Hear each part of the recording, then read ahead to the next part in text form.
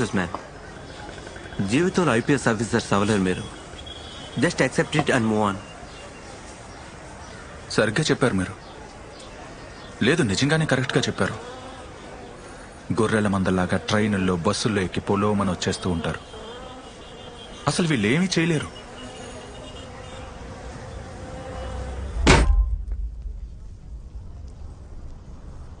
పేదోళ్ళు కదా వీళ్ళ బాబులు. ఒకరు కూరగాయలు అమ్మితే, ఒకరు ట్రక్ నడిపితే, ఇంకొకరు రోడ్లు ఊడుస్తుంటారు. మండే ఎండలో చెప్పులు లేని కాళ్లతో పొలంలో కష్టపడి వ్యవసాయం చేస్తారు మా నాన్నగారు. వాళ్ళు తమ పిల్లల్ని మీ బాబుల్లా ఖరీదైన స్కూల్లో, కాలేజీల్లో చదివించలేరు.